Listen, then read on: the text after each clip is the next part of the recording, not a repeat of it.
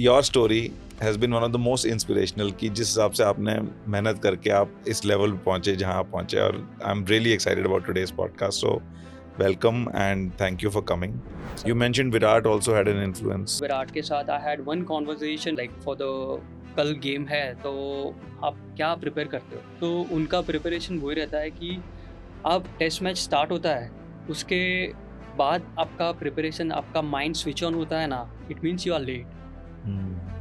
आपका माइंड उसके पहले स्विच ऑन हो जाना चाहिए. भले ही IPL या इंडिया ना निकाल पाए तो is it still a viable career option? I think first 20 game जो रणजी ट्रॉफी के होते हैं उसमें पर डे के हिसाब से अबाउट 40 और about 60 it is per day, and you also get revenue share. तो एक बेस अराउंड आप समझ लो 15 से 25-30 लाख रुपए. Did you get any guidance from him when you were there? कोई मतलब was he able to support? I learned that those things from Rahul sir. While growing up, I was in NCA. So Rahul Dravid sir used to practice like that. वो practice करते थे सुबह से 2 घंटे, फिर और 2 घंटे और 6 घंटे का total session. Did you start thinking and dreaming कि अब इंडिया करीब है?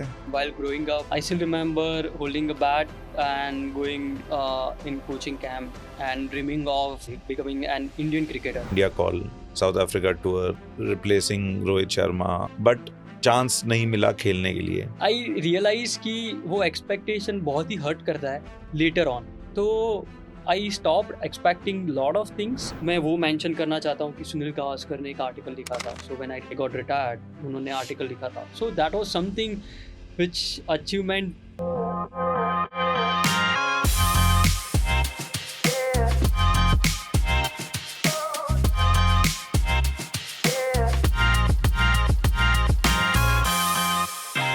So Priyank bhai, welcome. I think your story has been one of the most inspirational कि जिस हिसाब से आपने मेहनत करके आप इस लेवल पे पहुंचे जहां आप पहुंचे, और I am really excited about today's podcast. So welcome and thank you for coming. बात मैं यहाँ से शुरू करने आता हूँ. वर्ल्ड कप देख रहे हो कि नहीं? First of all, thank you so much for inviting me. और let's hope कि अच्छा conversation. बिल्कुल. And definitely वर्ल्ड कप तो देख रहे हैं, but at the same time I was also excited about my career, and now I'm talking about my career in with you. So yeah, looking forward to this podcast. Absolutely. देखो मतलब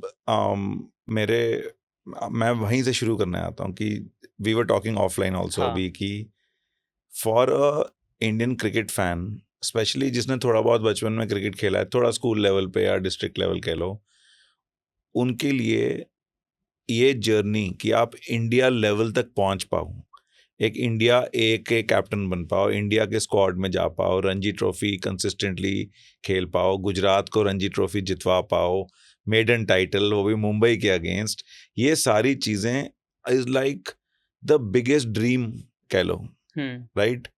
पर जिसने खेला है उसको मालूम है कि ये कितना डिफिकल्ट है अचीव करना. लेकिन जिसने नहीं खेला उसको लगता है कि विराट कोहली ही सक्सेस है. आप इंडिया के लिए आपने 100 टेस्ट मैच नहीं खेले तो सक्सेस नहीं है.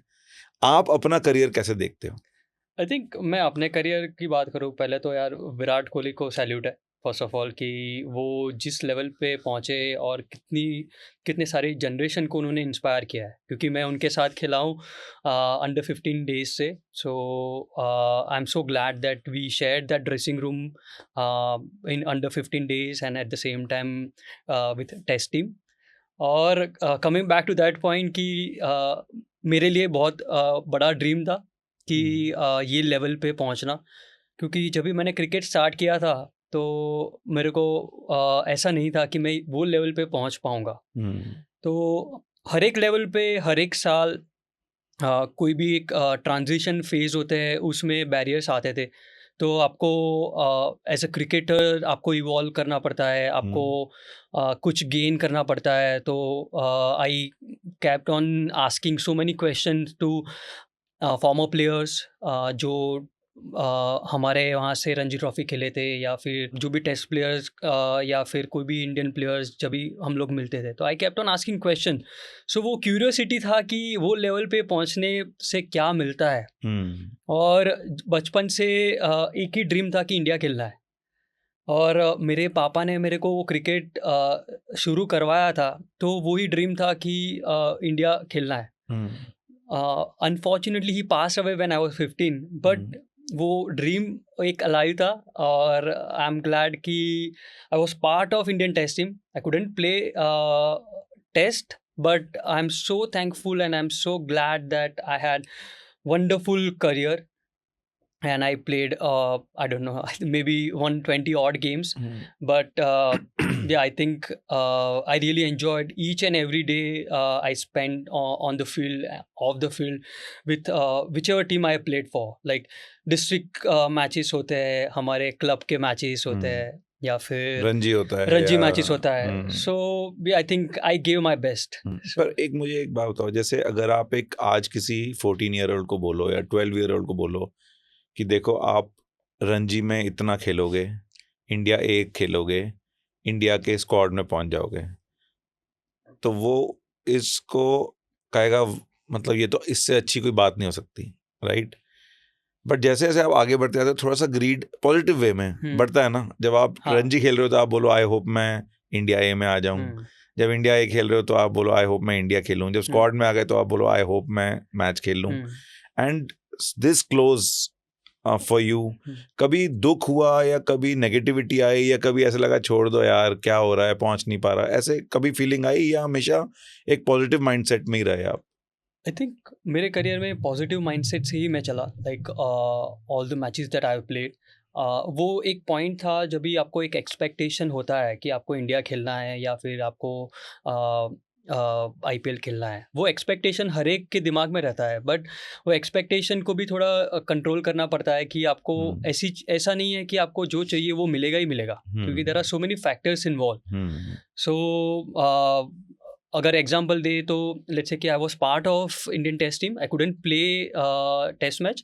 सो अगेन आई थिंक वो फैक्टर्स मेरे कंट्रोल में है ही नहीं। सो मेरे को जो करना था वो मैंने किया। एंड या आई थिंक जैसे आपने बताया कि 14 इयर्स का कोई मतलब होता है तो उनको खेलने के लिए बहुत सारे बैरियर्स आते हैं।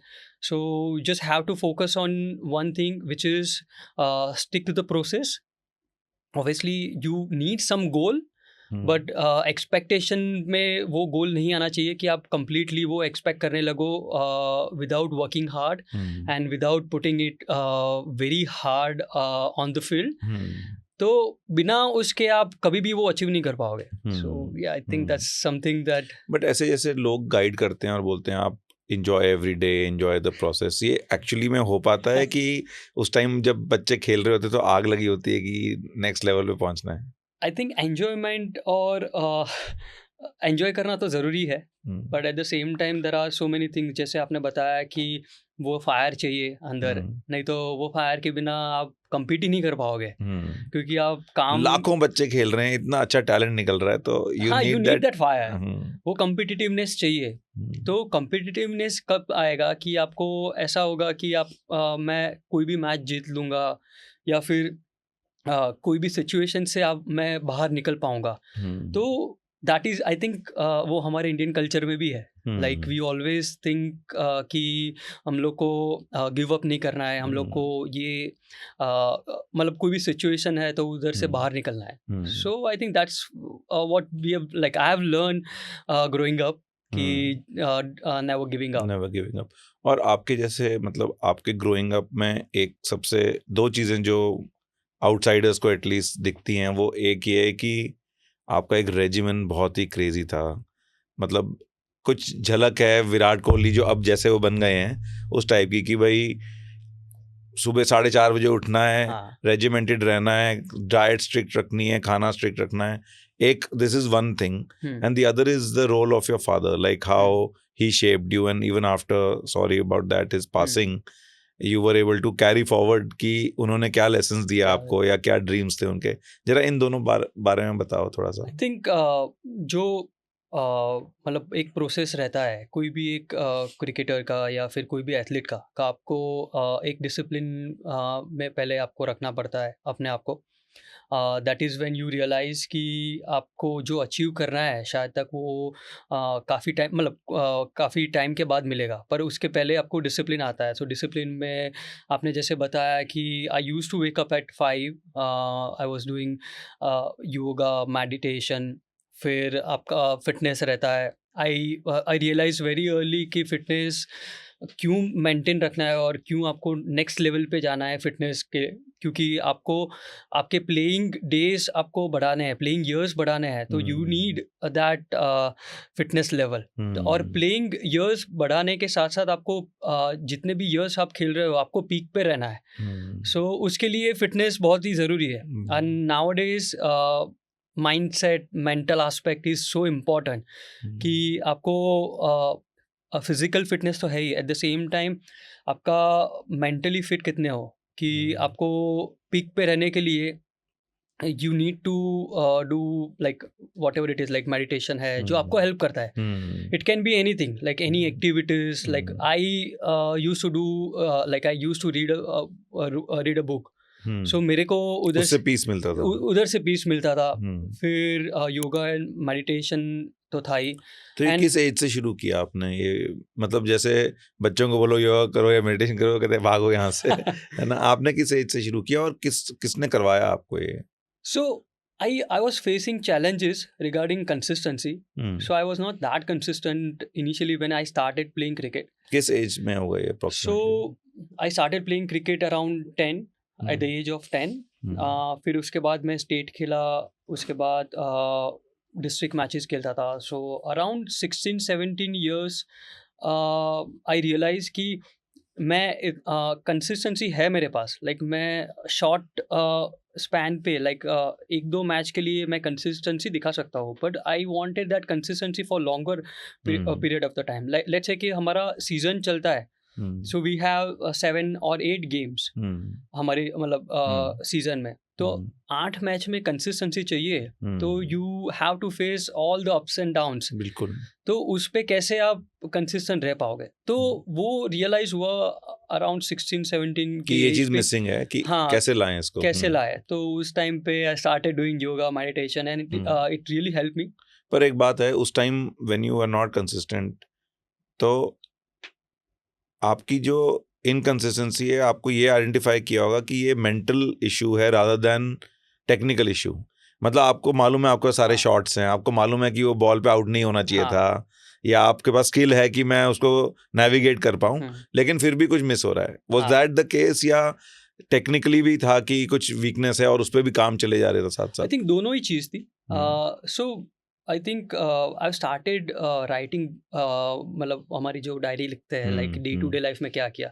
सो उधर से मैंने रियलाइज़ किया कि मैं जो प्रॉब्लम फेस कर रहा हूँ, so it was all about like self realisation कि मैं जो प्रॉब्लम फेस कर रहा हूँ उसका सॉल्यूशन इज़ कि थोड़ा माइंडसेट पे वर्क करना, या फिर कंसिस्टेंसी पे थोड़ा कामनेस चाहिए, क्योंकि यंग होते हैं तो वो जुनून रहता है कि मैं ये भी कर दूँ वो भी कर दूँ। सो वो रियलाइज़ हुआ वो लिखने से ही। आई थिंक आई रियलाइज कि mental aspect is important, eight the same time technique भी बहुत ही इम्पॉर्टेंट है, क्योंकि हर एक लेवल पे आपको टेक्निक पे वर्क करना पड़ता है। लेट्स से कि मैं अंडर 17 खेलता हूँ स्टेट मैचेस, तो उस टाइम पे मैंने रन्स किए, फिर मैं गया नेक्स्ट ईयर अंडर 19 पे गया, तो अंडर 19 पे थोड़े मैच्योर लोग आएंगे, तो उधर मैं थोड़ा स्ट्रगल किया। देन आई मतलब जनरली उधर से ही रियलाइजेशन होता है कि आपको कहाँ स्टैंड करते हो। उसके बाद रणजी ट्रॉफी में जाते हो। सो मैं जब भी रणजी ट्रॉफी में फर्स्ट ईयर गया, तो I played 1 day games first, so Vijay Hazare trophy. I scored first match में ही मैंने 100 किया था। अच्छा। महाराष्ट्र के अगेंस्ट। उसके बाद मुंबई के अगेंस्ट 70 ऑड रन और 60 odd against Baroda. So I had a good season. उसके बाद वाला साल था मैं रणजी ट्रॉफी खेला, तो रणजी ट्रॉफी फर्स्ट ईयर मैंने बहुत स्ट्रगल किया। वो भी एक जंप था काफी, वो भी एक जंप था। तो उधर मैंने बहुत स्ट्रगल किया। जैसे कि मैं 1 डे खेल के आया था, तो मेरे को लगा था कि मैं इधर कोई भी शॉट खेलूंगा तो मेरे को रन्स मिल जाएंगे। और रणजी ट्रॉफी लेवल पे थोड़े मैच्योर, ज़्यादा ही मैच्योर लोग होते हैं। बिल्कुल। तो उधर से रियलाइज हुआ कि इतना इजी नहीं है और भी वर्क करना पड़ेगा. देन आई तो आपको याद है first season of Ranji trophy who was your captain और who was guiding you at that time? कोई टीम में कोई इन्फ्लुएंस था ऐसे? आई थिंक पार्थिव भाई वाज आवर कैप्टन. तो वही थे. और वो इंडिया खेल रहे थे उस टाइम, खेल चुके थे? वो खेल चुके थे. वो तो बहुत ही यंग एज पे खेले थे. बिल्कुल. तो हाँ, शायद 16-15 ऐसे ही हाँ. कुछ उनका भी था. हाँ, तो वही थे हमारे कैप्टन. बट फॉर्चुनेटली हम लोग उसी साल क्वार्टर फाइनल में पहुंचे और गुजरात उस टाइम पे क्वार्टर फाइनल मतलब काफ़ी टाइम के बाद पहुंचा था. एलाइट ग्रुप में. प्लेट में हम लोग फाइनल खेले थे या चैंपियन हुए थे उसके पहले के साथ. So yeah, I think that was the first season. Then how did the learning improve? उसके बाद क्या किया to improve further? I think बहुत सारी चीज़ें की. Like again आपको इम्प्रूवमेंट करना है तो वो ट्रायल एंड एरर होता ही है. कि आप कुछ चीज़ें ट्राई करते हो, कभी वर्क करती है, नहीं करती है. And our mind is like that कि कभी कभी वर्क करती है तो आप थोड़ी टाइम फॉलो करते हो, फिर वर्क करना बंद हो जाती है तो again you come back to your natural thing. But कोई भी स्पोर्ट में आपको लेट्स से कि थोड़ा बहुत आपकी टेक्निक या उस पर चेंज करना है तो it requires lot of time. So even psychology says the same thing. You need certain hours of practice mentally and physically to make an alteration. Exactly. तो वो लेवल पे जाने के लिए तो I think I have change my game.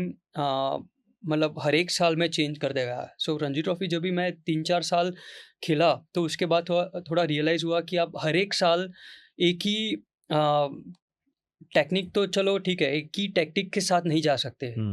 You need to have different kind of tactic plans for every season. So when I scored 1300 runs in one season, उसके पहले के साल मैंने 600 ऑड रन्स किए थे, उसके पहले के साल 500 रन किए थे. तो हर एक साल मैंने थोड़ी स्ट्रेटेजी चेंज करी कि जब भी मैं 500 रन किए फर्स्ट ईयर तो मैं इतना अग्रेसिव नहीं था. I used to leave a lot of ball outside the off stump. फिर और उनकी कंपैरिजन से जब भी मैंने 1300 रन किए तो मैं आउटसाइड द ऑफ स्टंप थोड़ा स्ट्रोक खेलना स्टार्ट किया था. कि आई वांटेड टू थोड़ा उधर डोमिनेट करना है कि कट खेलना है या फिर कवर ड्राइव करना है, क्योंकि नए बॉल पे जनरली ऐसा ही होता है कि आप बाहर के बॉल छोड़ देते हो. बट आई रियलाइज कि काफ़ी विकेट्स ऐसे होते हैं कि हमारा 8 मैच का सीजन था तो उसमें काफ़ी विकेट्स ऐसे होते हैं कि थोड़े फ्लैट होते हैं. तो you also have to respect yourself and you have to back yourself कि जस्ट गो एंड प्ले दो shots. But I work very hard for that कि मेरे को I still remember practicing for 6 hours in a day, like 2 hours in the morning, 2 hours in the afternoon and in the evening. So I learned those things from Rahul sir. So while growing up, we were like I was in NCA, under 15 NCA. So Rahul Dravid sir used to practice like that. But उस time वो coach तो नहीं थे आपके? नहीं, वो coach नहीं थे. But you could see him practice. तो बैंगलोर पे प्रैक्टिस करते हैं NCA में. तो वो प्रैक्टिस करते थे तो सुबह से 2 घंटे, फिर और 2 घंटे और 6 घंटे का टोटल सेशन, और उसके बाद रनिंग सेशन करते थे. तो उनको जो बॉल डालते थे ना तो उनको हम लोग पूछते रहते थे सर ने क्या किया, सर ने जो नेट बॉलर्स अच्छा उनसे. So I think I learn those things from Rahul sir and I am glad कि I saw him practising and I could replicate those things. Obviously उनको तो बैठ के घंटों देख सकते हो आप. Exactly. Yeah. Phenomenal. But did you get any guidance from him when you were there? कुछ मतलब was he able to support you? या वो अपने इंडिया खेल रहे होंगे, बिजी होंगे अपने काम में?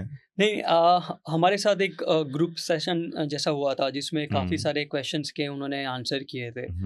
I think I don't remember whether I have asked any question. But सामने थे, बात कर रहे थे. हाँ. I think that's something कि वो एक इंस्पिरेशन था वो मोमेंट. उसके बाद राहुल सर जब इंडिया ए टीम में मैं गया उस टाइम काफ़ी कुछ डिस्कशन किया. अच्छा, एक minute before we go to India A, मुझे बताओ जब when you started playing Ranji consistently, अच्छा परफॉर्मेंस भी आ रही थी, आपका ईयर राउंड शेड्यूल क्या होता था? मतलब किस टाइम पे आप टूर्नामेंट्स खेल रहे हो, किस टाइम पे नहीं खेल रहे, जब नहीं खेल रहे तो कैसी प्रैक्टिस है, एक बार पूरा वो शेड्यूल बताओ। I think mostly season start होता था, लेट्स से कि बीसीसीआई के मैचेस जो होते हैं, तो वो मैचेस स्टार्ट होते हैं अराउंड सितंबर अक्टूबर से और मार्च, एंड ऑफ फरवरी तक चलते हैं। चलते हैं तो उसके पहले प्रिपरेशन कैंप्स होते हैं, तो वो state state association camps camps करते हैं। उसके पहले थोड़े मैचेस होते हैं, practice games. So I think around जुलाई से ही वो शुरू होता है, जुलाई फिर से प्रैक्टिस start। मैचेस, फिर स्टेट कैंप्स, फिर वो। हाँ, तो बट जून जुलाई फेब से टू most जुलाई ऑफ सीजन है एक तरीके से, बोल फेब टू सकते हैं। जून। पर हमारा गुजरात क्रिकेट एसोसिएशन में ऐसा है कि अप्रैल मई में हमारे डिस्ट्रिक्ट मैचेस होते हैं। तो डिस्ट्रिक्ट के मैचेस होते हैं, उसके बाद थोड़ा गैप आता है, जिधर हम लोग बोल सकते हैं कि ऑफ सीजन। सो बट अगर अपनी टेक्निक पे काम करना है कि खेलनी है 500,000 बॉलें रोज, तो वो कब कर सकते हो? क्योंकि जब आप कैंप में हो तो Right. कैंप में अलग ट्रेनिंग है टीम आई वाली। Use to do during off season. उसके बाद आई थिंक क्वांटिटी मैं ऑफ सीजन में ही करता था। ऑब्वियसली ड्यूरिंग सीजन जैसे कि कोई 10 दिन का ब्रेक है, तो उस टाइम पे आई वाज टारगेटिंग 2-3 डेज, तो उधर क्वांटिटी करता था। Then you also have to figure out कि आज क्वांटिटी चाहिए, क्वालिटी चाहिए। सो क्वालिटी में I prefer doing some throw downs, फिर थोड़ा बेसिक्स पे वर्क कर लिया, या फिर कोई स्पेसिफिक चीज़ पे वर्क करना है वो आ गया। वो तो सिर्फ वो टच करना है जैसा ही है। सो या वाओ, कितना कुछ चलता है, मतलब बिहाइंड द सीन हम मैच देख के और निकल जाते हैं। So when you had a breakthrough season, जहाँ आपने मतलब जीता भी Ranji Trophy, specially I think सिर्फ एक ही टाइटल है अभी अहमदाबाद का, मेडन टाइटल था गुजरात, एटलीस्ट हाँ। गुजरात का, that was, you are a part of that team. I think Parthiv was the captain, Bumrah was a part of that team, Yes. तो अक्षर was a part of that Yeah. team जो अभी खेल रहे हैं। मतलब did you start thinking and dreaming कि अब इंडिया करीब है? Definitely I think I would say कि इंडिया खेलना हर एक का ड्रीम रहता है। And while growing up and even when I started, I still remember holding a bat and going in coaching camp and dreaming of becoming Representing India. exactly becoming an Indian cricketer। क्योंकि हमारे वहाँ जो academy थी जिधर मैंने cricket start किया था, उधर किरण मोरे सर आए थे। सो उनका मतलब वो इनॉग्रेशन के टाइम, सो किरण मोरे सर थे, रॉबिन सिंह थे, तो वो इनॉग्रेशन के टाइम आए थे। सो वो एक था कि उनको देख के ऐसा लगा था कि हमको को कुछ करना है। या सो या आई थिंक बहुत ही अर्ली डिसाइड किया था, एंड आई एम ग्लैड कि मैं वो पाथ पे चल पाया। And coming back to that point कि हम लोग ने चैम्पियन हुए first time. Parthiv bhai was there, Jasprit was there, Akshar, so many players were there. So I think it was collective effort for our team, and we were thinking and working on like getting that championship since last 2-3 years। वो जो 16-17 का trophy आया उसके पहले के 3-4 साल, क्योंकि हमारा बेस बहुत ही स्ट्रांग हो गया था। क्योंकि we had good bunch of players who have achieved good things in मतलब जो एज ग्रुप के मैचेस होते हैं, एज ग्रुप के जो भी ट्रॉफीज होते हैं, सो उसमें अच्छा किया था। एंड देन वी रियलाइज कि हम लोग रणजी ट्रॉफी लेवल पे भी कर सकते हैं। एंड या I think it was so fortunate that even I had a good season along with so many other players who had also good season।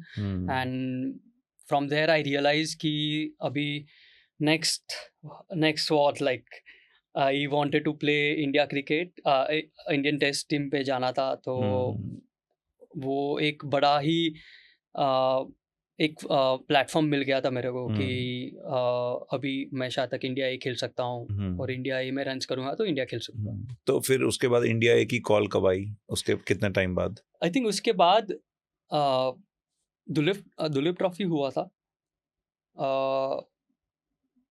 हाँ, दुलीप ट्रॉफी हुआ। तो दुलीप ट्रॉफी के टाइम ही मेरे को इंडिया का कॉल आया था। सो दुलीप ट्रॉफी में मैंने फर्स्ट गेम में खेला था, I scored each inning 100। From there I went on to play India A versus New Zealand A series. तो yeah, I think during that time only I got a call. So that was the मतलब that breakthrough year से फिर हाँ, बढ़ती चली गई बातें. फिर क्या हो गया कि उस टाइम पे ऐसा था कि अभी जैसे इंडिया ए सीरीज में खेला तो आई रियलाइज कि अभी और स्किल डेवलप करना है कि आपको so again I face lot of challenges there in New Zealand एक वाले गेम पे कि शॉर्ट ऑफ लेंथ बॉल ज़्यादा आते हैं तो you have to play back foot and front foot shot very frequently like you can not just block the ball every time क्योंकि वो लेवल पे अगर आप रन्स नहीं करने जाओगे तो आप फंस सकते हो. हाँ, फंस जाओगे फिर बिल्कुल. हाँ, तो वो उस टाइम पे थोड़ा रियलाइज हुआ. फिर again I change my game. उसके बाद जब भी कोई भी सीरीज खेला तो वो गेम मतलब चेंज किया, वो काम लगा कि I scored double 100 against England Lions in Wayanad. Then I scored 100 in New Zealand. So yeah. मतलब this 2017 to 21 तो मतलब you were just scoring runs everywhere. Yeah. जब आप रणजी और डोमेस्टिक खेल रहे थे और आपके साथ बुमराह और अक्सर टाइप के प्लेयर्स थे, क्या तभी से दिखता था कि ये लोग भी कुछ कमाल करेंगे, इंडिया के कॉल-अप्स होंगे, या अभी उतना ज़्यादा शाइन नहीं कर रहे थे वो? आई थिंक तभी से ही लगा था क्योंकि उस टाइम से ही दोनों ही इतने अच्छे परफॉर्मर रहे. लाइक स्टेट क्रिकेट में रणजी ट्रॉफी लेवल या कोई भी लेवल पे, और परफॉर्मेंस का कोई ऑल्टरनेटिव नहीं है. सही बात है. तो वही दिखती है और कुछ नहीं. 100% वही दिखती है. एंड अभी तक इतने साल तक वो खेल रहे हैं, उसका रीजन ही वो है कि वो परफॉर्मेंस कर रहे हैं कंसिस्टेंटली. आप देखिए कि हर एक मैच निकाल के देख लिए, अक्षर या जसप्रीत, उनका एक रोल तो प्ले करता ही है कि टीम को जिताना, या फिर वर्ल्ड कप हो या फिर एनी ट्रॉफीज हो. तो या I think very early I realise, even we all realise कि ये दोनों काफी कुछ अच्छा कर सकता है. और जो इंडिया ए के जो टीम मेंबर्स थे, वो उस टीम में कौन कौन लोग होते थे? आई थिंक जब आप न्यूजीलैंड गए for example. I think Shubman था, ईशान था, Siraj, Rishabh, like everyone. Even we played one game again, like with Rohit Bhai also. Like you name it, like even Jaspreet also played few games. So when you have people like these in your dressing room, कभी आपको थोड़ी feeling competition की आती है कि इनमें से कुछ लोग इंडिया के लिए खेलेंगे, या एक फीलिंग ऑफ लर्निंग आती है कि मैं इनसे भी कुछ सीख सकता हूँ, है मेरे कॉम्पैट्रिएट्स कॉलीग्स, लेकिन इनसे सीख सकता हूँ? किस टाइप का एटमॉस्फेयर होता है उस टाइम ड्रेसिंग रूम में? I think first I always think in a manner कि मैं जो देख रहा हूँ, मतलब ऑब्वियसली ऑन द फील्ड, तो उधर से मैं क्या लर्न कर रहा हूँ. And we have mutual respect for everyone.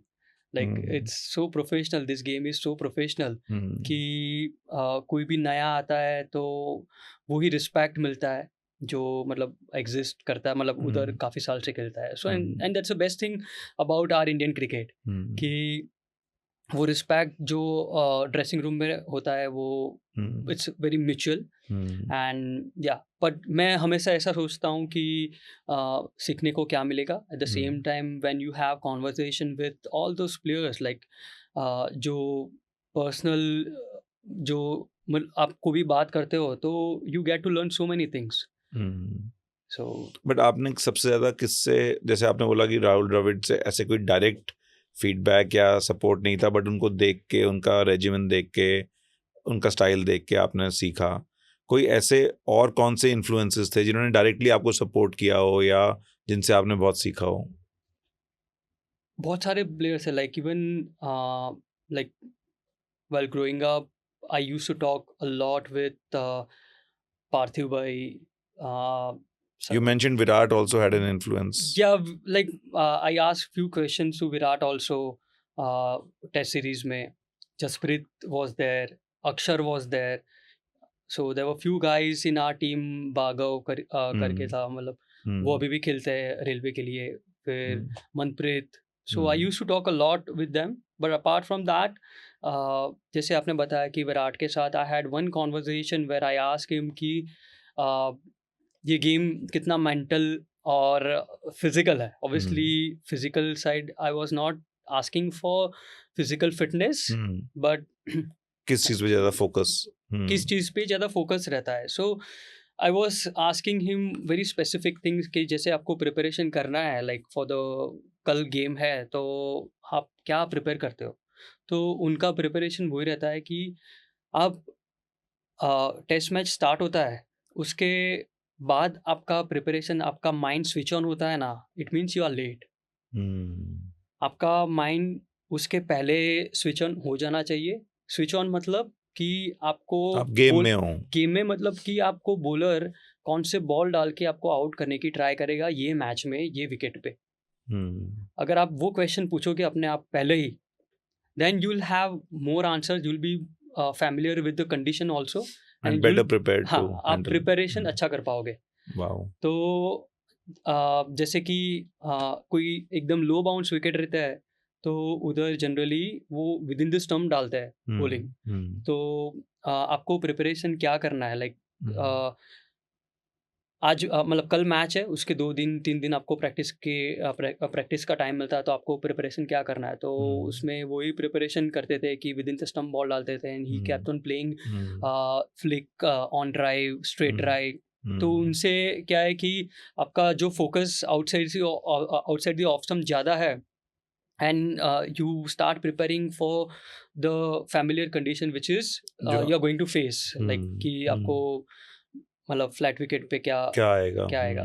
तो दैट्स ग्रेट एडवाइस. मतलब बिकॉज काफ़ी ऐसे प्लेयर्स होते हैं जो बहुत सीरियस हो जाते हैं before the match and they start planning. काफ़ी ऐसे होते हैं जो कैजुअल रखते हैं ताकि मैच के टाइम, तो मतलब हर बंदे का है, बट ये पहले से प्लानिंग करना मतलब that to switch on is obviously great advice. And the best thing about Virat, अगर वो क्वेश्चन का उन्होंने ये आंसर दिया, इट मीन लाइक उन्होंने कितने मैचेस खेले हैं लाइफ में.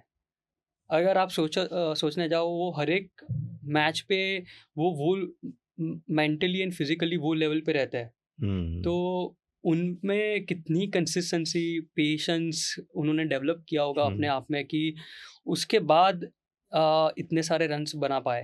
And you require that sort of things and early you realise कि आपको ये करने से इतना फ़ायदा मिल सकता है. And you if you keep on doing it for so many years, then only you'll but as a fan पता है, मैं I had the privilege कुछ हफ्ते पहले मुनाफ पटेल आए हुए थे for a podcast. So as a fan मैं उनको यही बोला था कि यार थोड़ा दिल में दुख है कि 10,000 रन नहीं बना पाए.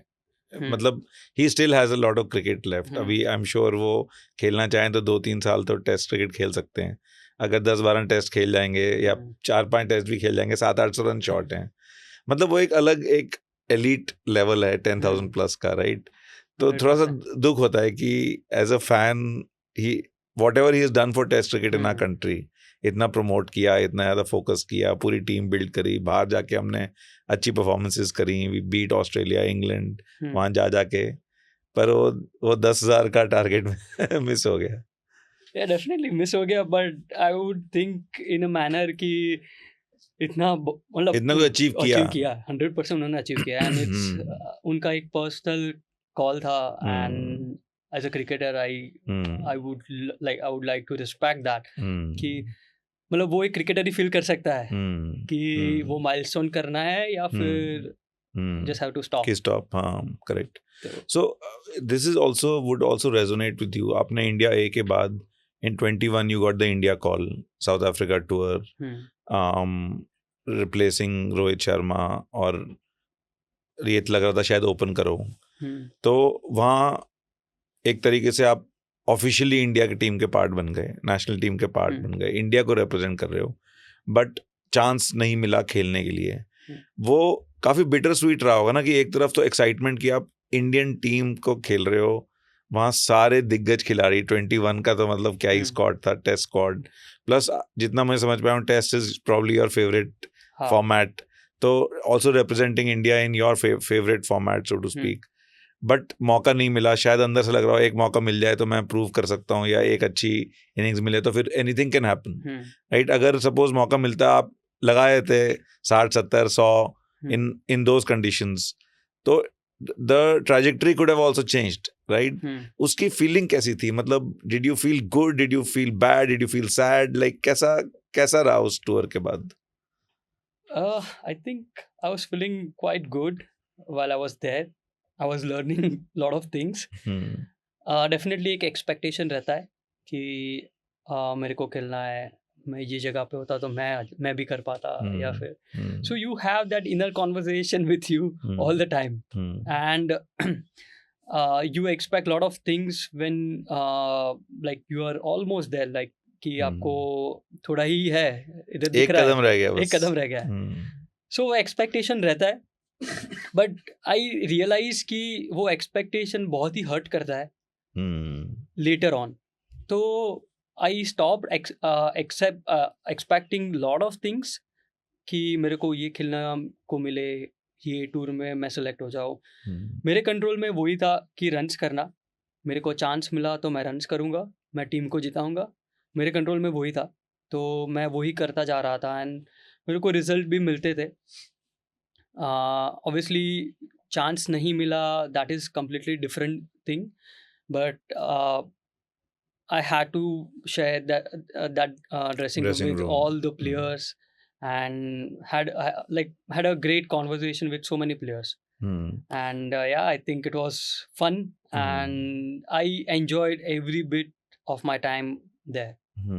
और फिर आप वही 14 साल वाली बात याद कर सकते हैं ना कि अगर 14 साल में कोई बोलता कि आप इंडिया के स्क्वाड में हो गए, तो इज दैट सक्सेस और नॉट? आप कहोगे ह्यूज सक्सेस, राइट? 100%. बट जब आप वहां होते हो तो आपको लगता है यार एक स्टेप और मिल जाता तो वो एक्सपेक्टेशन तो रहता ही है, like even if you don't play, like so many players nowadays, like younger players, वो भी एक्सपेक्ट करते हैं कि मैं आईपीएल खेल लूं या फिर इंडियन टीम में सेलेक्ट हो जाऊं, तो एक्सपेक्टेशन रहता ही है 100%. बट आई रियलाइज, इवन उसके पहले भी मैंने रियलाइज किया था कि वो एक्सपेक्टेशन बहुत ही हर्ट करता है, एंड वो हर्ट ऐसे करता है कि it started impacting your game also. तो वो डिस्प्रेशन आ जाती है ना हल्की सी. मतलब क्या होता है कि मतलब ऐसा सोच आ जाती है कि अभी क्या करना, नहीं हो रहा है, what else you can do. So आप हेल्पलेस हो जाते हो, बट वही है कि you don't have answer of that question, you just have to move on with the like जो भी सिचुएशन है उधर से मूव ऑन करना पड़ता है. और अगर मौका मिलता तो भी कितना इमेंस प्रेशर होता ना कि बहुत मुश्किल से एक मौका मिला है, right?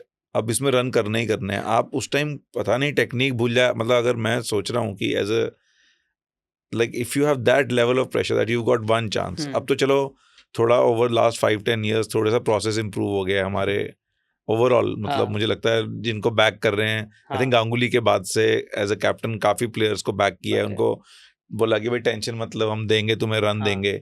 But specially in your circumstance where you have been picked because एक आदमी ड्रॉप आउट हुआ for some reason and that आदमी इज रोहित शर्मा. मतलब कोई छोटा मोटा शूज टू फिल नहीं है.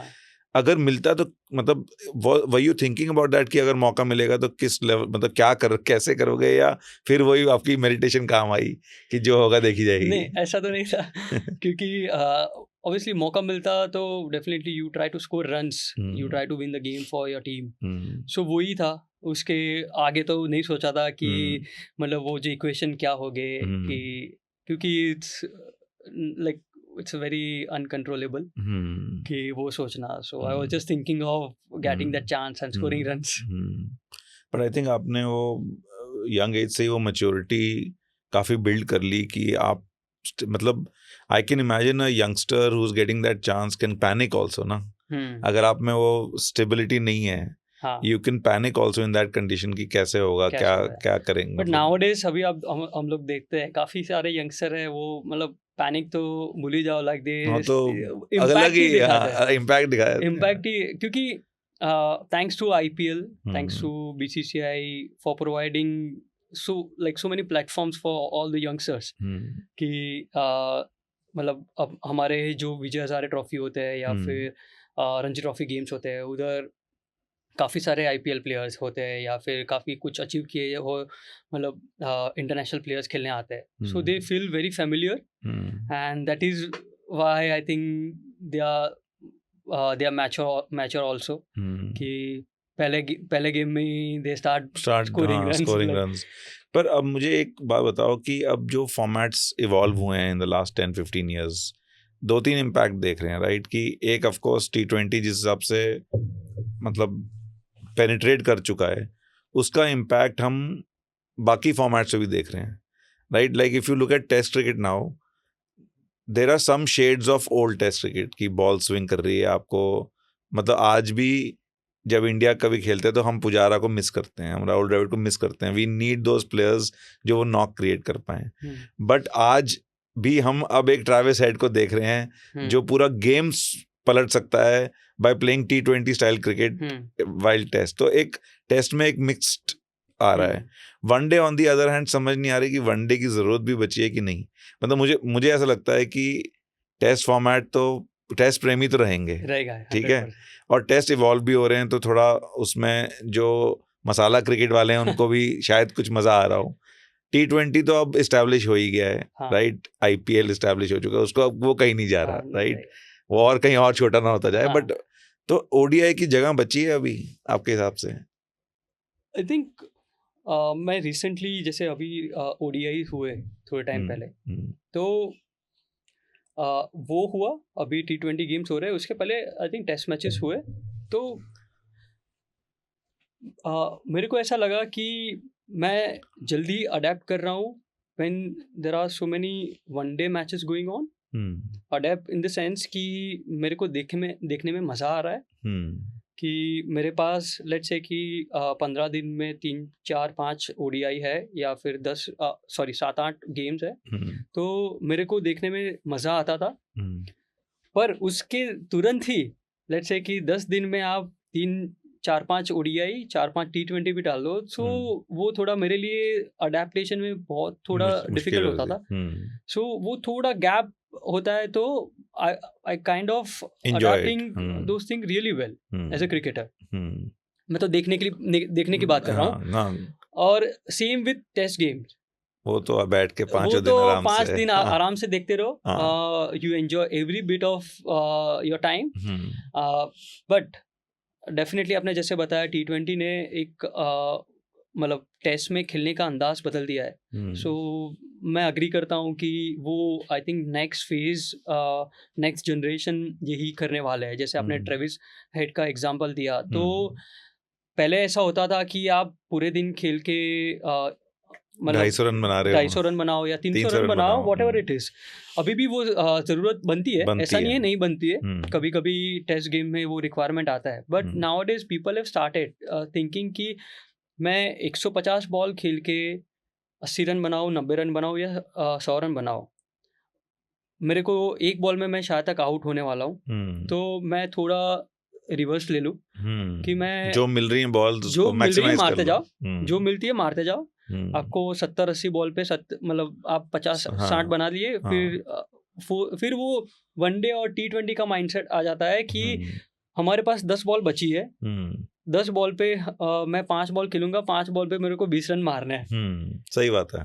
तो वो माइंडसेट आ जाता है, क्योंकि आप T20 इतने खेल रहे हो कि आपको वो माइंडसेट ऐसा होता है कि जनरली एक बैटर का माइंडसेट ऐसे रहता है कि आपको फर्स्ट 6 ओपनिंग बैटर होता है, तो फर्स्ट 6 ओवर्स में आपको लेट्स से कि टीम रिक्वायर्स 50 रन्स, कि आपको टीम को 50 रन्स देना है। Correct. Then you score 7-8 runs in an over for next few overs. फिर बीच में एक हाई इम्पैक्ट ओवर चाहिए, जिधर आपने 10 रन 12 रन लिए, जिधर आपको चांस ही लेना है, आउट हो गए तो यू हैव बैकअप है। फिर लास्ट मतलब बीच में एक फेज आता है between 14 to 16 where you need to score 10 runs in an over, कि आपको लास्ट वाले go for the kill। तो वो माइंडसेट जो है ना T20, क्योंकि सारे यंगस्टर्स अभी T20 खेल रहे हैं, तो वो माइंडसेट सेम माइंडसेट वनडे में भी आ रहा है, टेस्ट में भी आ रहा है, अभी टेस्ट में भी आ रहा है। बट कैसे बनेंगे टेस्ट स्पेशलिस्ट? मतलब जैसे अब अगर आप देखो कि काफी डिसअपॉइंटिंग मतलब दोनों तरफ है। मतलब हम बाहर जाके अच्छी परफॉर्मेंस दे रहे हैं, पर इंडिया में मैचेस हार रहे हैं, टेस्ट मैचेस। अब वही मुनव्वर भाई बोल रहे थे कि एक रूल बनाया था BCCI ने कि इंडियन पिचेस में मिनिमम कुछ कितने 6 mm ग्रास रहे ताकि हमारी परफॉर्मेंसेस बाहर अच्छी हो जाएं। बट ऐसा लग रहा है कि हमें स्पिन खेलना भूल चुके हैं टेस्ट लेवल पे। मतलब ऑर्डिनरी स्पिनर्स आके 10-10 विकेट लेके जा रहे हैं टेस्ट मैच में, कि मतलब आपके हिसाब से कहाँ गैप्स आ रहे हैं? मतलब why are we underperforming in India? I think first of all turning tracks जो मतलब वो इतने ही रैंक टर्नर्स है कि आप कोई भी प्लेयर लाओ तो वो it's very difficult to score runs, तो वो एक पॉइंट है। एंड सेकंड पॉइंट इज कि बैटर जो भी बैटर है तो उनका वो ग्राइंड करने वाला जो टाइम होता है, तो वो ग्राइंडिंग वाला टाइम है, that is where we are lacking a bit. Is that because of T20 mindset? Maybe T20 mindset, but there are players जो वो ग्राइंडिंग पे भी बिलीव करते हैं, एट द सेम टाइम वो स्कोरिंग मतलब आपको डोमिनेट करना है उस पे भी बिलीव करता है। So and obviously that is one thing कि यंग टीम है, but at the same time we always say कि हमारे इंडियन डोमेस्टिक में ऐसा टैलेंट है कि आप 2-3 टीम ला सकते हो। सो बट हमारी टीम में कौन ग्राइंडर बचा है, आप बताओ ना। सो टेस्ट मैच में आपको कौन लगता है कौन खड़ा होकर 2 दिन रन बना सकता है आज के डेट में? I think those who are playing they have to respect कि आपको जो भी फॉर्मेट मिल रहा है आपको उसको रिस्पेक्ट करना ही पड़ेगा। मतलब आई am not saying for the मतलब 5 दिन करना पड़ेगा, but you get that patches तो चाहिए, वो पैचेस चाहिए, वो फेज आएगा जिसमें आपको 5 ओवर का होता है, कभी कभी 2 ओवर का भी होता है, तो वो फेजेस पे आपको रिस्पेक्ट करना पड़ेगा। अगर आपने वो ओवरकम कर लिया then you have enough time to score runs. तो आई थिंक नेक्स्ट फेज में मेरे को लगता है कि will start dominating definitely in test. इन मतलब बहुत सारे यंग प्लेयर्स है जो अस्पायर करते हैं टेस्ट क्रिकेट को खेलना, एंड दे प्रिफर कि ग्राइंडिंग भी ऑल्सो एक इम्पॉर्टेंट पार्ट है along with dominating. So but do you think कि मल्टी फॉर्मेट प्लेयर्स चल सकता है ओवरऑल कॉन्सेप्ट? क्योंकि मेरे को ऐसा लगता है कि जैसे suppose let's take the example of Abhishek, उनको मालूम है कि ही हैज़ द कैपेबिलिटी कि एक ओवर में 20-25 रन निकाल पाएं, राइट, मतलब मार दें। अब वो टेस्ट खेल रहे हैं, ग्राइंडिंग इनिंग्स खेल रहे हैं, लेट्स से हम फॉलो ऑन 20 रन बचे हैं फॉलो, उनको मालूम है माइंडसेट में कि मैं एक ओवर खेल जाऊंगा तो बचा जाऊंगा, बट चाहिए ग्राइंडिंग इनिंग्स। तो कहीं ना कहीं तो वो आपका जो T20 वाला कीड़ा है, या जो आपको अपने स्किल को बैक करने की इतनी आपने बचपन से वो खेला हुआ है कि मैं अपने स्किल को बैक करके किसी को भी डोमिनेट कर सकता हूँ, बट उस टाइम सिचुएशन ये है कि आपको नहीं करना, मतलब ग्राइंड करना ही करना है।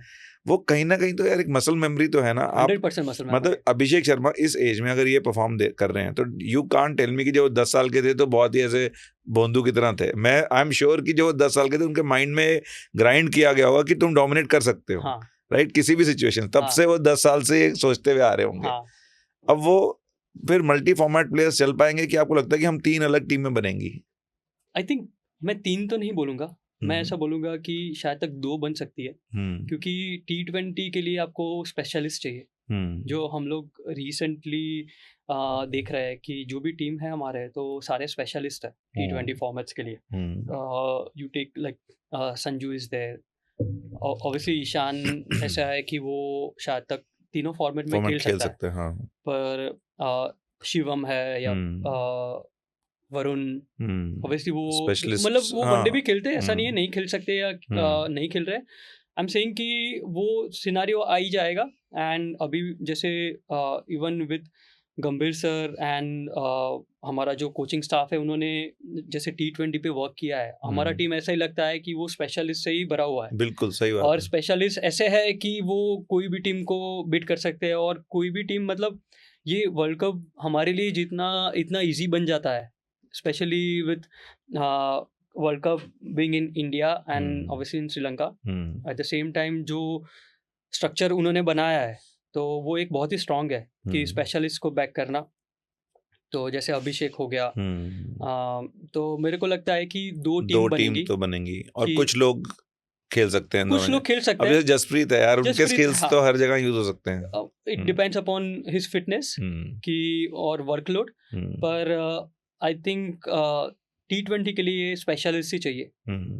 आपको मतलब सेम स्किल जैसे वनडे और T20 में शायद तक कोई जैसे बेटर है तो आपको वो चल जाएगा, but you require different kind of skill for T20 games. And now days we are seeing कि इवन ग्लोबली ऑल्सो आप देखने जाओ वर्ल्ड क्रिकेट में, मतलब कोई भी कंट्री ले लो, so obviously there are so many countries those who are playing, there are players तीनों फॉर्मेट खेलते हैं। करेक्ट, एब्सोल्युटली, काफी प्लेयर्स है तीनों फॉर्मेट खेलते हैं, बट वी हैव मतलब सो मेनी प्लेयर्स, जब इतना डेप्थ है हमारे पास, यूज करना चाहिए, एग्जैक्टली। Why not? तो इसीलिए आप देख रहे हो जैसे कि सूर्या वो T20 खेल रहे हैं, हाँ, स्पेशलिस्ट। तो मतलब बहुत सारे हैं। And what's your view on the decision on Gill? मतलब आप तो इतना क्लोजली उनको देखा हुआ है, खेले हुए हो उनके साथ, end of course captain is doing great for us. अब जब आप T20 फॉर्मेट देखो तो आई पर्सनली, मतलब मैं कुछ नहीं हूँ, मेरी कोई औकात नहीं है, but as a fan I don't mind कि अभिषेक के साथ एक आदमी हो जो 130-40 पे खेले, थोड़ी सी स्टेबिलिटी ले आए, राइट? बट फैंस ने उनको 130-40 में कोई खुशी नहीं है आज की डेट में। वो चाहिए, वो पहले 6 ओवर हैं जो आपने फॉर्मूला बताया, अगर 6 ओवर में 50 रन आए तो आपको 150, 160-70 से खेलना पड़ेगा, राइट? वो नहीं दे पा रहे थे शायद। सो आपका क्या व्यू है इस पूरे सीन में? I think the best thing about our Indian cricket is there are so many options available कि आपको जैसे शुभमन गिल जैसे प्लेयर को भी आपको बाहर बिठाना पड़ता है। यशस्वी जायसवाल का नाम ही नहीं है, बताओ। यशस्वी नहीं है नाम, तो Shubman, Yashasvi, and now I think even Ruturaj, ऐसे प्लेयर्स को बाहर बिठा के आपको मतलब टीम जो है वो इतनी ही स्ट्रांग है, ऐसा नहीं है कि उन्होंने कुछ गलत किया है इसीलिए बाहर बैठे।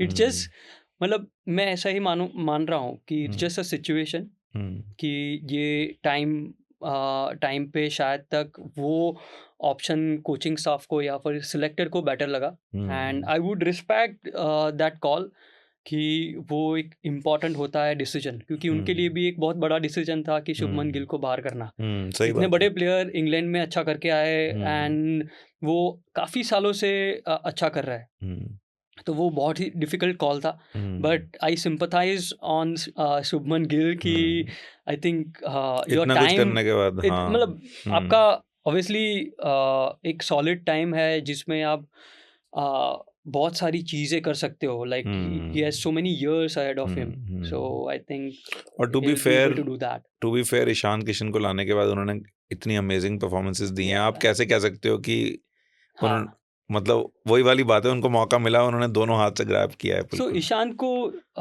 मैं जब भी हम लोग साउथ अफ्रीका में इंडिया ए सीरीज खेल रहे थे, उधर मैं कैप्टन था, Ishan was there. I think from there only I realise कि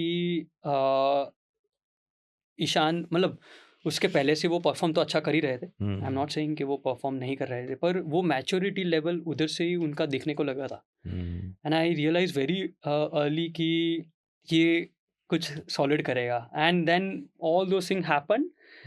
फिर उसके बाद जो कमबैक किया वो बहुत ही कमेंडेबल था यार, मतलब वो जो ग्राइंड करना डोमेस्टिक में वापस जाके, वो जो लाइमलाइट के बाद आपको डोमेस्टिक पे जाके आपको कोई मतलब कुछ नहीं रहा है, you still have to work very hard. और एक नैरेटिव सा बन गया था कि बीसीसीआई से थोड़ी सी टसल हो गई है एक तरीके से ना, ऐसा लगने लगा था कि, तो वही था कि वो एक हार्ड वर्किंग पर्सन होता है, हार्ड वर्किंग कोई भी एथलीट होता है, वही मतलब मतलब वो कह सकता है कि उन्होंने क्या फेस किया एक्चुअली, क्योंकि वो बहुत ही टफ टाइम था। उसके बाद उन्होंने स्टेट गेम्स में मतलब चैंपियनशिप दिया झारखंड को, फिर इतना कंसिस्टेंटली इंडिया की टीम के लिए परफॉर्म किया, so I think it is very commendable.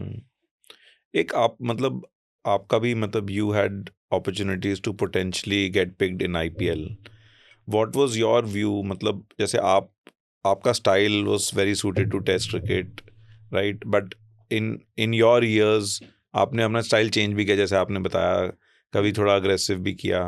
Do you think you were suited to play T20 strongly अगर मौका मिलता तो? Yeah, definitely. I had that expectation कि IPL में pick हो जाओ 100%. पर वही था कि again I'll say those things and those are the lines for me कि I could have pick those T20 games और T20 जो mindset है थोड़ा early pick करता तो शायद तक things would have been different. But I'm not regretting about my career and my things कि it happens, like you cannot be perfect every time और सारी जगह पे perfection करने जाओगे तो ऑल्सो आई फील आपके जो एक बहुत ही जो एज ब्रैकेट है हाँ वो एक ट्रांजिशन एज ब्रैकेट Yeah. है. बहुत लोग लूज मिस आउट कर रहे हैं इस हाँ. चक्कर में कि जब आप बड़े हो रहे हो तो टेस्ट क्रिकेट बाप है, हाँ और जब आप खेलने के बीच में हो, जब आप अपना अच्छा पीक कर रहे हो, हाँ तो एकदम से ट्रांजिशन हो रही है इधर T20 में. फैन की एक्सपेक्टेशन भी चेंज हो रही हैं, हाँ जहाँ पैसा है क्रिकेट में वो भी पूरा चेंज हो रहा है, right. और स्टाइल ऑफ प्ले भी चेंज हो रहा है. तो जो लोग उस टाइम 6-7 साल के हैं उन्होंने तो वही खेला, राइट. आपने तो इस साइड से खेला, अब Right. आपको ट्रांजिशन करना है. बहुत Right. सारे प्लेयर्स जो Right. उस 5-6 साल के ब्रैकेट में थे उन्होंने ये फेस किया होगा. 100% किया, क्योंकि पहले ऐसा था कि क्रिकेट चेंज होता था 10 साल 8-10 साल या लेट्स से कि 5 साल. अभी एवरी ईयर 2-3 इयर्स हम लोग को चेंज होते हुए दिखता है. मतलब इवन इन T20 नाउ 170-80 पे आप कुछ Exactly, like- कंफर्ट नहीं फील करते. हाँ. कैसे भी पिच हो, कैसे भी, और कोई भी टीम हो, कोई भी टीम हो, अगर लेट्स से कि हम लोग नामीबिया से भी खेल रहे हैं, कोई एक बैटर दिख गया तो मार नहीं, देगा. जैसे यूएस के अगेंस्ट हमने 160 बनाया, ऐसे कोई ठीक है वो तो सूर्य ने बचा लिया थोड़ा, हाँ. लेकिन ऐसा कोई कॉन्फिडेंस नहीं था कि 100% ही बचा लेंगे. और लग रहा था है बॉलर्स है, यूएस है. हाँ. तो एक बहुत इंटरेस्टिंग क्वेश्चन पूछना है, आप शायद जवाब दो ना दो. बहुत सारे, ये मैं पेरेंट्स के बिहाफ पे पूछ रहा हूँ, राइट. हम ग्रास रूट्स में काम करते हैं, बहुत सारे पेरेंट्स मिलते हैं, बच्चे यंग बच्चों को जो सपोर्ट करना चाहते हैं. वो पेरेंट्स बोलते हैं यार मैं IPL नहीं खेला मेरा बच्चा, तो इतने साल मेहनत वेस्ट जाएगी.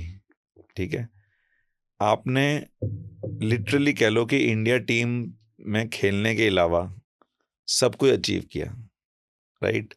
और बार बार मैं यही कहता हूँ, अगर आप 12 साल के बच्चों को पूछोगे और आपका करियर दिखाओगे, बोलोगे आपको ये सब मिलेगा, तो बच्चा कहेगा this is massive success, right.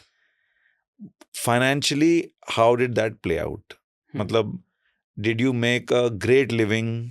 थोड़ा आप बता सकते हो कि रणजी में कितने इनकम मिलती है? आपने इतने साल डोमेस्टिक का टॉप पे खेला, पीक पे खेला, इंडिया A लेवल पे खेला, आपने मतलब I don't know if you are willing to share, आपने कितने पैसे कमाए कि एक पेरेंट को लगे कि ठीक है अगर मेरा बच्चा खेलता है डोमेस्टिक लेवल पे खेलता है, भले ही IPL या इंडिया ना निकाल पाए, तो is it still a viable career option?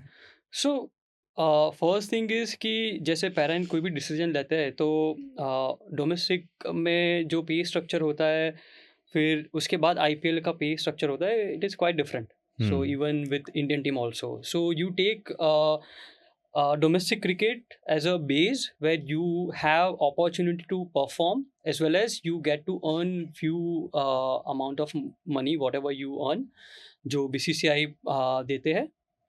But share कर सकते हो क्या होगा ये? एक साल में आप कितना, एक डोमेस्टिक अगर आप सारे 2-3 टूर्नामेंट्स खेल रहे हो तो कितना कमा लोगे?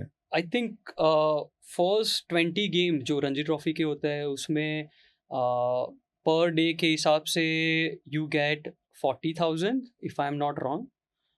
20 to 40 के ब्रैकेट में, या वो ब्रैकेट मेरे को एग्जैक्टली नहीं पता है, but it can B 20 to 40 और 20 to 60 कि उसमें 50,000 मिलते हैं, एंड अबाउ 40 और about 60 it is 60,000 per day. And you also get revenue share जो BCCI end of their financial things they share with players, all the players. तो जैसे एक बात, सपोज आपने एवरेज समझ लो एक 4-day मैच में एनीवेयर बिटवीन 1.5 से 2.5 लाख कमा लिए, हाँ, है ना. कितने मैच आप खेलोगे सीजन में? So you play 7-8 games for league matches के, और उसके बाद 3-4 आपको अगर प्रोग्रेस करते हो तो, हाँ करते हो तो वो 5 days होते हैं, तो उसका पे स्ट्रक्चर ऐसे होता है. So this best thing is कि इवन इफ कोई मैचेस 2 दिन में भी खत्म होता है तो BCCI 4 दिन का देते हैं, 5 दिन का देते हैं. इवन इफ वॉश आउट हो जाता है तो भी मिल जाता है. तो एक बेस अराउंड आप समझ लो 15 से 25-30 लाख रुपए एक प्लेयर अगर खेल रहा है, तो समवेयर बिटवीन दिस आप रणजी से कमा सकते हो. More than I think 25 you get to earn. And what about this revenue share you mentioned? So revenue share, it all depends upon the BCCI. वो कितना करेगा. So exact amount तो नहीं होता है, but they generally share with all the players. वो मतलब financial year या फिर उसके पहले जो भी. बट क्या अप्रोक्सीमेटली कितना मिल सो जाता है? अप्रोक्सीमेटली अगर एक सीजन खेलते हैं तो तकरीबन I think more than 10 lakh rupees होता है रेवेन्यू शेयर. सो आप हर एक मैच खेले तो. बट अगेन आई थिंक वो डिपेंड करता है कभी ऊपर कभी नीचे क्योंकि it all depends upon those financial. And what about Vijay Hazare and mat like? So पर डे के हिसाब से मैंने सिमिलर ही होता है. सो आपने फर्स्ट क्लास के लेट्स से कि 20 गेम्स खेले हैं. सो आपने मैंने जो बोला 20 गेम्स वो फर्स्ट क्लास है, सिर्फ रणजी नहीं है कोई, सारे सारा फर्स्ट क्लास के. तो उसके नीचे 1 to 20 गेम्स में आपको 40,000 मिलते हैं. तो विजय हजारे में भी आपको 40 मिलते हैं. तो अगर आप एक रेगुलर रीजनेबली एस्टैब्लिश्ड रणजी मतलब डोमेस्टिक लेवल प्लेयर हो, you can still make between all these और थोड़ा बहुत अपना क्लब क्रिकेट खेल के वो करके 40 to 50 lakhs आप कमा सकते हो साल के. Definitely. With BCCI you get to earn 25-30 lakh rupees, more than 25-30 lakh rupees annually. All depends upon how many matches you have played, and obviously club cricket that all depends कहाँ पे क्या है. बट एक तरीके से सोचा जाए तो IPL और इंडिया के हिसाब से कुछ नहीं है, राइट? बट एक तरफ सोचा जाए तो अगर कोई आप आज एक यंग प्लेयर को ले लो, मैं कह रहा हूँ बहुत यंग ना भी हो, 25, 26, 27, 30 साल का भी हो, वो किसी और करियर में भी जाएगा. ठीक है, ऑफ कोर्स ये लिमिटेड करियर है, then you have to look at what to do after that. But to make 30-40 lakhs and really do what you love. मतलब आप क्रिकेट खेल रहे हो तो आप प्यार करते होगे ना क्रिकेट से. एंड पैशन दोनों सेम है. प्रोफेशन और पैशन सेम है. आपको नहीं भी आप पहुंच पाते उस लेवल पे, आप 30, 40, 50 लाख रुपए कमा रहे हो. It's a reasonable living. It's you can change the future of your family with that. और जिस लेवल से काफी प्लेयर्स आते हैं उस हिसाब से बहुत अच्छी इनकम है. 100%. तो बीसीसीआई ने ये तो काफी स्ट्रॉन्ग कर दिया है कि डोमेस्टिक अच्छा स्ट्रॉन्ग कर दिया. इवन मैंने जैसे पहले बताया कि पेरेंट्स को ऐसे ही सोचना है कि आपको वो जो बेस मिलेगा किधर से मिलेगा. आप परफॉर्मेंस किधर से करोगे. डायरेक्ट IPL में जा नहीं पाओगे. बिल्कुल. सो वो तो आपको बेस मिलेगा, जो प्लेटफॉर्म मिलेगा परफॉर्मेंस करने का वो इधर से मिलेगा. एंड थैंक्स टू BCCI कि वो प्लेटफॉर्म पे आपको पैसे भी मिल रहे हैं. परफॉर्म करोगे तो आप आगे भी जाओगे और आगे जाके शायद तक IPL विथ इंडियन टीम और with India also you get to earn whatever you want like. Absolutely. And India A के जो लेवल्स होते हैं those are less than India but better than domestic, I am assuming. Yes, but I think pay structure it all depends upon BCCI कि वो tour fees देते या फिर per match देते. It all depends. Okay. अब आपके मतलब now that you have taken a decision to hang your boots, right? और हमने देखा है कि बहुत सारे जो अच्छे knowledge वाले cricketers हैं, जैसे I feel like you could be a very well balanced coach in my opinion. Because आप उस लेवल पे खेले हो तो टेक्निकली तो आप ऑब्वियसली स्ट्रांग थे ही जब इंडिया के स्क्वाड में पहुंच गए. But also to have this maturity कि आप बच्चों को गाइड कर पाओ कि मेंटली कैसे स्ट्रांग होना है. प्लस आपका डिमीनर भी ऐसा है कि शायद अग्रेशन भी दिखा पाओ बट कामनेस भी बिल्ड कर पाओ. So and then you speak well also.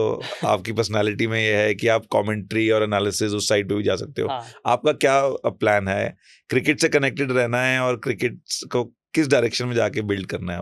I think it's a great question. Cricket से कनेक्टेड तो रहना ही है, बट जैसे मैंने रिटायरमेंट लिया but I got a opportunity to play leagues. Nepal Premier League खेला, फिर वो हांगकांग सिक्सेस खेला. अभी गोवा में भी खेल के आया. So I am just exploring those things because I feel कि अलॉन्ग विथ माई आपने जैसे कोचिंग या कमेंट्री या मेंटरशिप जो भी बोला तो उसमें ये सब चीज़ें बहुत हेल्प करती है. सो व्हेन आई रियलाइज ये चीज़ मैंने रियलाइज तभी किया जब भी मैं नेपाल प्रीमियर लीग खेल रहा था. So when as an Indian player going there and playing you have different view of the game and people look at you in a different manner. क्योंकि इधर हम लोग जैसे खेलते हैं तो एक reliable experienced player गिना जाता है. उधर आपका एक अलग अलग सिनेरियो हो रहा है। हाँ, बाप हो आप। हाँ, नहीं, मतलब आप मतलब इंडिया में उस लेवल से खेल के आए हो तो वो तो है ही। एट द हाँ, same time you are also in a pool where there are so many great players. हाँ, ये बात भी है क्योंकि सिर्फ इंटरनेशनल तो कम ही है। एग्जैक्टली। हाँ। सो सारे ग्रेट प्लेयर्स है, लेजेंड्स है। हम्म तो वो पूल पे रह के आपको हम्म जो सीखने को मिलता है, hmm and that's what I started learning कि वो सब लीग्स खेलना एंड लीग्स में जाके interactions with all those young players and young के साथ साथ जो लेजेंड्स है उनके साथ साथ, कि वो इंटरेक्शन बहुत ही इम्पोर्टेंट है कि ग्लोबली ये गेम किधर जा रहा है। Like I ask so many question to associate nation के प्लेयर्स, फिर जैसे न्यूजीलैंड के प्लेयर्स है या फिर वेस्ट इंडीज के प्लेयर्स है, उनको भी पूछा कि ये गेम मतलब कहाँ जा रहा है कहाँ जा आपका? रहा है, like what you guys are thinking for this game. So वो सब चीज़ें मेरे को सीखने को मिली, and I am still exploring those things along with coaching and everything is there, and I am उसमें तो अभी टाइम भी है, अभी तो कुछ लीग्स भी खेल सकते हो। हाँ, मैं लीग्स भी खेल सकता हूँ and I am still playing. कि आपने जैसे हम्म बताया retirement, but I have retired from BCCI, but I can play those leagues, and thanks to like so many leagues जो ऐसे ग्लोबली चल रही हैं। ग्लोबली हाँ। चल रही है, and they are promoting players like us. क्योंकि उसमें मैं तो ऐसा सोचता हूँ कि it is a great opportunity for me to learn things. क्योंकि जो आप उधर बैठ के आप सीखने वाले हो इंटरनेशनल प्लेयर्स के साथ, तो वो एक डिफरेंट लर्निंग का होता है, बिल्कुल। एंड या it will definitely help me in my whatever assignment I take, coaching, mentorship या फिर ब्रॉडकास्टिंग हो। Broadcasting. So yeah, I'm looking forward to all those things because I really work on that, and I really work hard on even broadcasting thing for mentorship, which I'm working on it. So recently, like since last 8 months, I'm working on one or two मतलब players है। Players, हाँ। तो मैं कभी कभी कई ऐसे players हैं ना जिनको प्लेइंग करियर उतना ज़्यादा याद नहीं है, लेकिन उन्होंने इतना इम्पैक्ट छोड़ दिया लाइक आफ्टर रिटायरमेंट। जैसे आकाश चोपड़ा आप देखो, राइट? हिज मतलब ठीक है, बीच बीच में लोग थोड़े से मज़े भी ले लेते हैं, लेकिन his analysis, his commentary, his style, जिस हिसाब से वो एंगेज कर लेते हैं बातों में, मतलब उसमें एक जादू है, राइट? सो उनकी जो कंट्रीब्यूशन है टू कमेंट्री और to analysis is phenomenal. But उनके साथ आप देखो ना, कभी सुनील गावस्कर और आकाश चोपड़ा साथ में खड़े हैं, राइट? हम दोनों की बातें सुन रहे हैं ऑलमोस्ट सेम तरीके से, but on the pitch Sunil Gavaskar ने क्या किया हुआ है, राइट? तो आई थिंक क्रिकेट में ये भी और बहुत अच्छा हो गया अब कि there is so many options now after retirement, you can still be close to the game. जो आपने एक चीज इतने साल खेली है, सीखी है, उसको और भी कई जगह यूज करके you can make a living, you can make a very comfortable living. 100%. It all depends upon your hard work and your willingness to work in certain areas. जैसे आपने आकाश भाई का एग्जांपल दिया, उन्होंने आई थिंक उन्होंने scenario ही मतलब broadcasting का change ही कर दिया। बिल्कुल। कि वो जो पर्सपेक्टिव लेके आए एनालिसिस वाला and putting it almost every day, उन्होंने आई थिंक पब्लिकली कहा है कि एवरी डे मतलब सुबह 8 बजे वो कंटेंट रखना, एंड उधर से उनका जर्नी स्टार्ट हुआ, and now I heard so many like हमारे आजू बाजू जो बच्चे भी खेलते हैं या फिर कोई भी बड़े लोग होते हैं, they prefer listening to Akash भाई, and obviously all respect to Sunil Gavaskar sir कि वो उनको एक कनेक्शन भी तो होता है ना। 100% वो, एंड उनका सुनना मतलब इज समथिंग दैट बिल्कुल। इवन हरभजन सिंह को आप देखो, मतलब what a great glittering career, लेकिन और उन्होंने अपनी पब्लिकली भी कितनी बार बोला इंग्लिश बोलने में मुश्किल होती थी, शाय हो, कैमरा से सामने नहीं आना चाहते। अब वो ब्रॉडकास्टर भी हैं, अपना यूट्यूब चैनल पे पॉडकास्ट भी कर रहे हैं। मतलब इट्स फिनोमिनल कि cricket is giving so much right outside of playing as well, and thanks to BCCI and IPL for this, because अगर वो नहीं होते तो कैसे ये सब चीजें हो ही नहीं रही होती।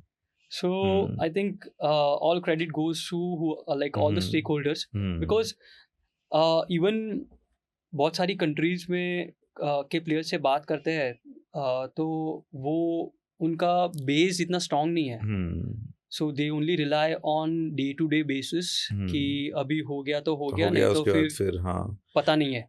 हाँ टाइम तो बहुत हो गया। पर मेरे को एक चीज़, एक टॉपिक जरूर कवर करना है। आपने अभी मतलब नेपाल की बात करी, मिनोस की बात करी, एसोसिएट नेशंस की।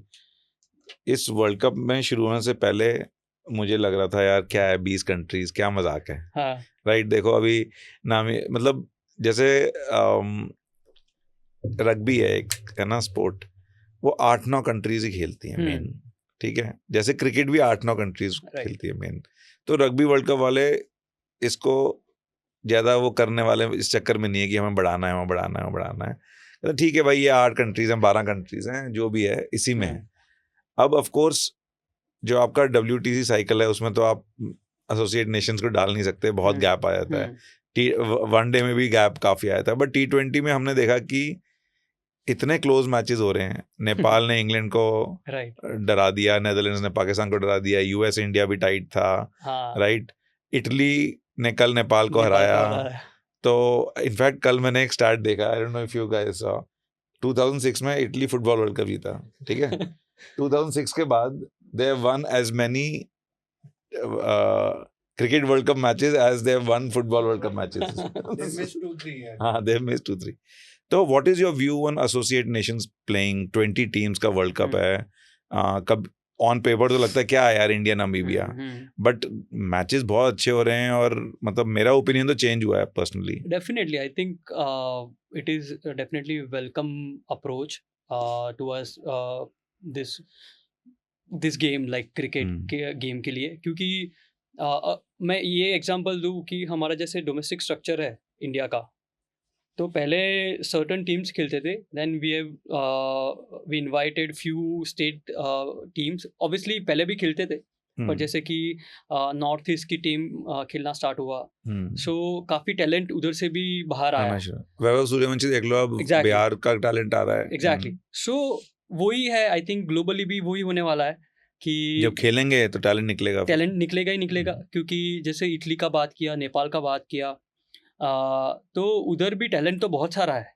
They need just need platform, तो वो ICC दे रहा है, तो I think it's definitely welcoming approach towards cricket. And ये शायद तक और कंट्रीज भी नेक्स्ट कुछ सालों में आएगी। एंड ऑब्वियसली इसमें क्वालिफिकेशन होता है, so there are so many teams playing, but those who have not qualified, जैसे जापान है, चाइना है, so for that reason मैं वही एग्जांपल लेता हूँ कि हमारा डोमेस्टिक का है, तो उधर से ये चीज़ें हो सकती है, then for worldwide it can definitely happen. Definitely. और इंडिया का कैसा दिख रहा है आपको? मतलब फेवरेट्स भी हैं, टीम भी बहुत बहुत बहुत स्ट्रांग है। आई थिंक हर पोजीशन, पहली बार शायद ऐसा हुआ कि at every position we have a player who can completely change the game. मतलब आप पुराना कितने भी देख लो, हमारे 4-5 हमेशा फिलर प्लेयर्स रहते थे, राइट। बट इसके साथ प्रेशर भी आ रहा है, राइट, कि और अल्टीमेटली तो क्या है, T20 में कोई भी कुछ भी करके चेंज कर सकता है। बट डू यू थिंक जीतना बनता है? जीतना आई थिंक बनता ही है, क्योंकि जिस हिसाब से टीम प्रिपरेशन हुआ है, जिस हिसाब से हर एक स्पॉट के लिए हमने मतलब प्रॉपर प्लेयर ढूंढ के निकाला है, लाइक कि ये स्पॉट पे यही फिट होता है। फिर हम जैसे हार्दिक और शिवम दुबे दोनों के साथ खेल रहे हैं, बैटिंग में इतनी डेप्थ है कि आपको कोई भी मोमेंट पे कोई भी आके फिनिश कर सकता है, बिल्कुल वो हमारे फेवर पे। And being in India this world cup and Sri Lanka, familiar condition, so we Proud. know things better than anybody else in the world, and हमारा preparation अच्छा था, and yeah I think specialized talent है कि opener के लिए opener की जगह खाली हुई तो हमारे पास बैठा ही है, वो भी इतना ही फॉर्म में है जितना मतलब कि वो मतलब फॉर्म में था, कोई इंजर्ड हो गया, तो आई थिंक बनता तो है, 100% बनता है हमारा वर्ल्ड कप जितना। और ये पाकिस्तान वाला मैच में क्या लग रहा है, क्या फीलिंग आ रही है? 4 स्पिनर्स खेल रहे हैं ना, they'll play 4 spinners. It looks like that. I think mostly तो स्लो ट्रैक कोलंबो में मतलब रहता है। आई थिंक हम लोग ने देखा पहले भी थोड़ा लो स्कोरिंग हुआ था बीच में, but I think it will be a great challenge. Obviously Pakistan का टीम भी they are also playing well, so I would say कि taking lightly is not an option. थोड़ा बैलेंस भी उनका अच्छा हो गया in the last few months especially. They were relying more on Babar and Rizwan earlier, so now scenario is different. So yeah, I think, but for us वही है कि I think जो रोल्स जिसको दिया है वो परफॉर्म करो, मतलब तो हम अपना काम करेंगे तो हम जीत जाएंगे। And I am not someone कि जो बाहर जो चल रहा है उस पे फोकस करो, उस पे फोकस करना, क्योंकि वो आपके कंट्रोल में है ही नहीं। So yeah. And what finally on Pakistan, what do you think of ये उस्मान तारिक? देखा आपने साइड से जो डालते हैं बॉल? So मैंने ये ट्वीट भी किया था कि वो पॉज के लिए I am not against to him, but उसका एक्शन डेफिनेटली जो आईसीसी ने उनको बोला है कि ये मतलब जो भी करने के लिए, सो आई रिस्पेक्ट दैट कि, but my personal view is कि वो pause is not an issue, क्योंकि देयर वर प्लेयर्स बिफोर कि वो पॉज लेके भी डालते थे। So there were pause of let's say कि 1 सेकेंड, मतलब जो भी मिली सेकेंड जो भी मिलता है, तो 1 सेकेंड का पॉज है तो शायद तक वो 2 सेकेंड ले रहा है।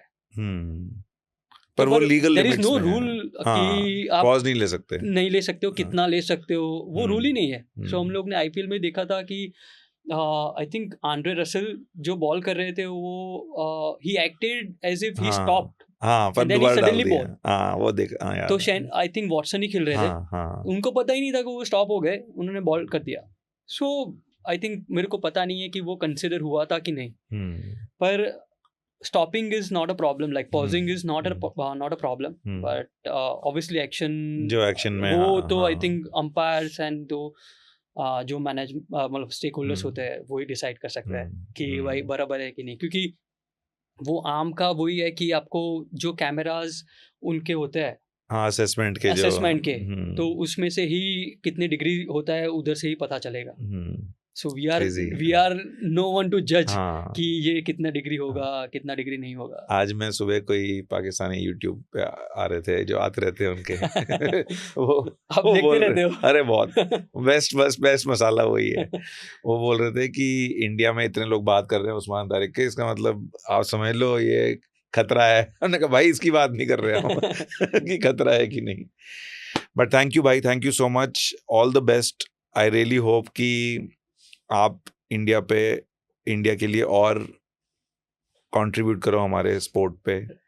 May be it is through inspiring children, training them, may be it's through entertaining us in commentary, maybe it is through for next few years entertaining us in leagues around the world or legends leagues or whatever. But बहुत अच्छा लगा आपसे मिलके, and I think the best part for me is that आपने अपने career को एक balanced approach में देखा, और it is very easy to say कि इंडिया नहीं खेल पाए, but to me it is one of the biggest success to reach at that level. And I am sure आपको कभी कभी दुख होता होगा, but if you can look back at these years and enjoy them and say कि cricket ने इतना दिया जो आप कर रहे हो, which is the biggest blessing. So definitely I think cricket ने मेरे को बहुत कुछ दिया है, and I am so glad, I am so thankful, and या आई थिंक मैं वो मेंशन करना चाहता हूँ कि सुनील गावस्कर ने एक आर्टिकल लिखा था। So when I got retired, उन्होंने आर्टिकल लिखा था, so that was something which achievement वो दिखता है कि जैसे लोग नोटिस कर रहे हैं। गावस्कर सर ने वो आर्टिकल लिखा, एंड उन्होंने रियलाइज किया कि मेरे में वो पोटेंशियल था कि डोमेस्टिक में अच्छा किया, फिर whatever like whatever level I have played. So I'm so grateful, and obviously there was support from our association, GCA, Gujarat Cricket Association, and there was support of like BCCI and all the stakeholders. Without them it was not possible. And again, thank you so much for inviting me here. नहीं, absolutely, really enjoyed. बहुत अच्छा लगा, thank you so much, thank you. India को जितवा दो बस अब। जीत रहे। चलो, thanks guys, thank you so much. So guys, if you like this podcast, please consider subscribing to my page. Of course like करो यार, कुछ कमेंट्स लिखो, बताओ कि किस और गेस्ट को बुलाएं. We are covering all of sports industry, business of sport, administrators, players. बताओ कि किसको बुलाएं. अब ये मत बोलना विराट कोहली को बुलाओ, अभी इतना बड़ा नहीं हुआ पॉडकास्ट, बट करो बड़ा फिर.